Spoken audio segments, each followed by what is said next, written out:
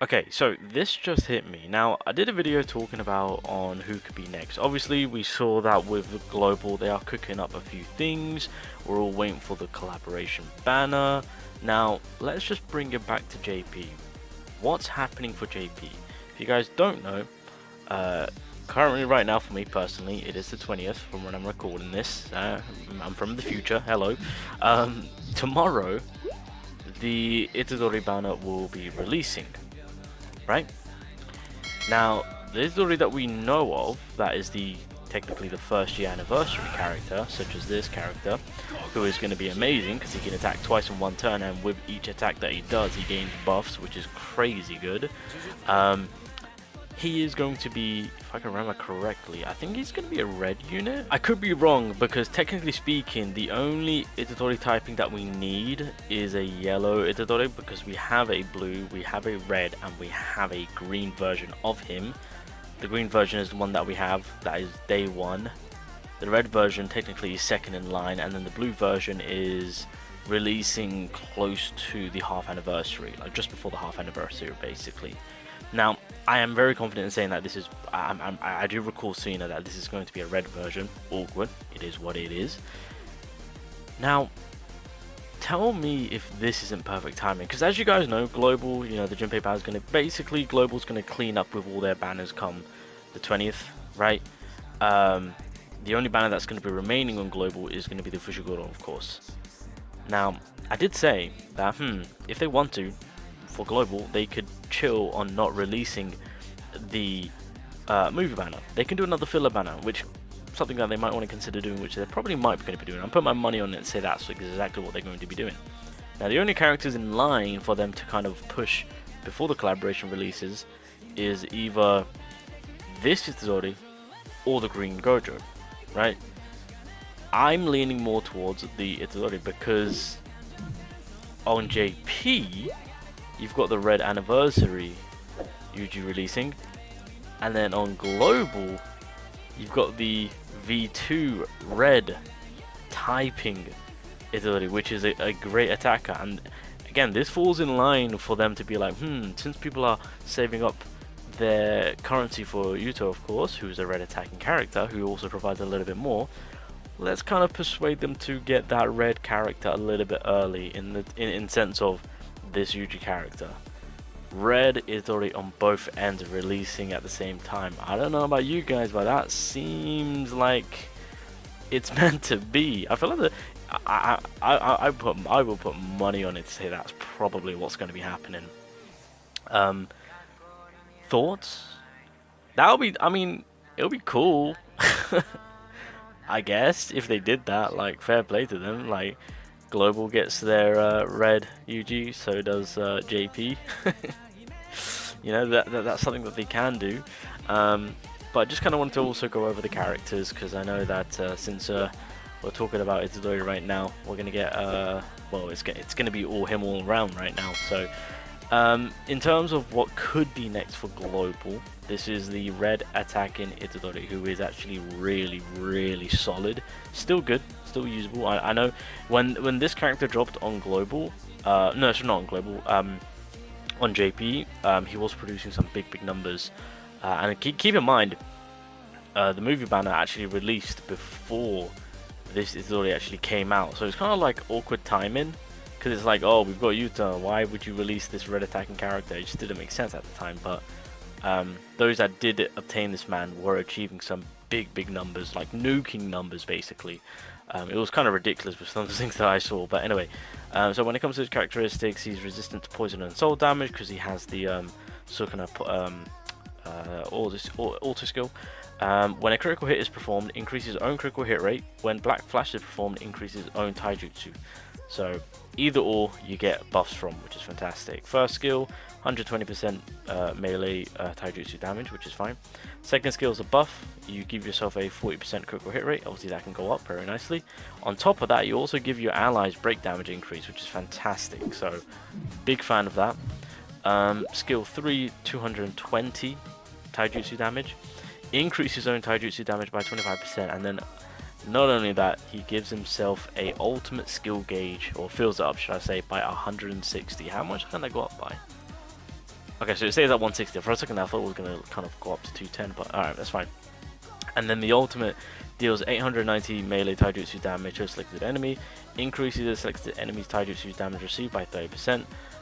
The ultimate skill will always perform a black flash, which means you're always guaranteed the increase of taijutsu damage. So as a red attacking character, I'll give it to them. Like, I'm putting my money on to say that he is going to be releasing before the movie collaboration banner. The developers are going to try their absolute hardest to make sure that they can squeeze out and persuade people to get the cubes, get their saving, you know, because I mean, at the end of the day, everyone's saving their cubes, and developers are aware of this, so obviously they're going to try their best to kind of squeeze something out. And you know, I feel like some people will fall for the trap for this Itadori, which temptation is going to be there. If you're free to play, don't summon.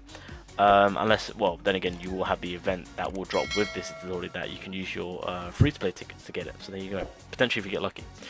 Combination, taijutsu damage increase, and then yeah, so Sukuna's Vessel is why he's got the poison and salt resistance.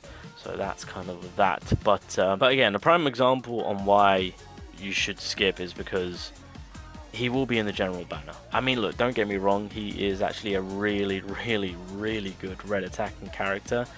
If you do get lucky to pull him free to play through the event tickets, of course, that's going to be massive. Because obviously to have that, and then obviously to pull for YUTA, of course, and if you do pull him, then your red, well, your red coverage, technically speaking, will be just sorted. Not to say that YUTA, well, no, if you pull for YUTA the movie collaboration banner, that's more than enough. Pulling this Itadori is kind of like overkill, which is a good thing, right? I'm not going to deny that. But again, he is a overall character that will be available in the general pool at a later time. But just with how things are being lined up towards on what they could do for both versions, I feel like this is something that they might look into. I mean, technically speaking, could they do the same thing for Gojo? Yes, but Gojo's coming on the 29th, and banner resets are happening very, very soon. Well, I say very, very soon, 20th. If they choose to add another banner in, which they can do so purely because of what they've done previously with 2 updates being so close together. That's kind of what we're taking away with. This blue Itadori, which I'm just going to quickly mention since we're talking about Yuji right now. He is a blue attacker, falls in line for being a blue supporter, I would say. Resists the poison and soul damage because he's got the Sukuna Vessel. When Black Flash is performed, decreases skills, curse energy cost, fantastic. 120 melee damage, it deals 182 melee damage, increases selected enemy's damage received by 15.3%, deals 250% melee damage, increases own and allies behind ultimate skill gauge charge rate. So this is where the support role really comes into effect whilst having that sub DPS power, which is fantastic. Yeah, recharge rate so for the ultimate, which is nice. And then the ultimate, 490% taijutsu damage, stuns the enemy at 40% chance. Can this go up? It can, nice. And then increases own critical hit rate by 35%. So nothing too crazy on the ultimate, it's just kind of buffing up the sub DPS as well as hindering the enemy by having a good chance to stun, but you got to require and put a little bit of levels onto that. And then the combination, you get an evasion status. Damn, okay. And then you do 120% melee damage with increasing your own critical hit rate by 35%. Okay, that ultimate, I kind of like that combination ultimate. That's kind of nice.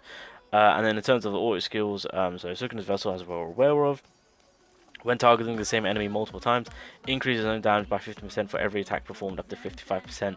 Skills with multiple hits are counted as a single attack. So for boss fights, this is going to be fantastic, which actually makes him a nice little blue attacking character or blue sub DPS type character.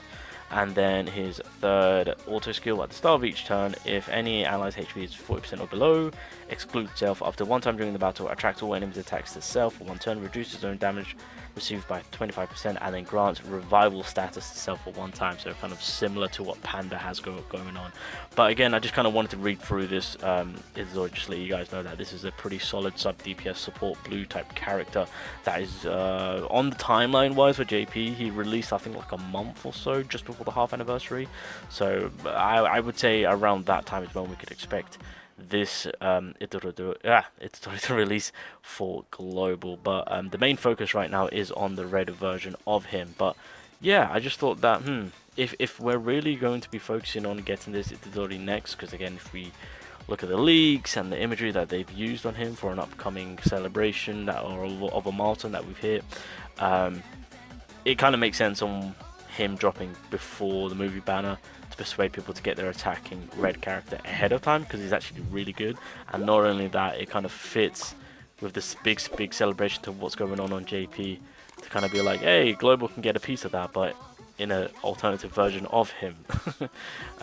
So I mean, look, it's a possibility, but I'm just gonna put it out there right now. This Itadori is good. So like, if you're a whale, if you're pay to win, of course, and you want to try your luck for this character, I would say go for it. He's a fantastic red attacking character. If you're free to play, boys, let's resort to using the event tickets. That's if he is releasing. I'm not too sure yet on what the plan is, on whether or not if they're going to commit to dropping the movie banners next, or if they're going to try the luck to drop a trap banner. And this is definitely the trap banner. Now, the biggest trap banner is Green Gojo. I've already spoken about it. If that is the case, then that is going to be a wrap for a lot of people, and I don't blame you. But I just thought that it'll be a nice little theme, you know, since we're getting the first anniversary Itadori in what, less than 24 hours, or just over 24 hours, right? Like the banner changes and the banner removal is happening on JPN Global at the same time, so it could happen. It could happen.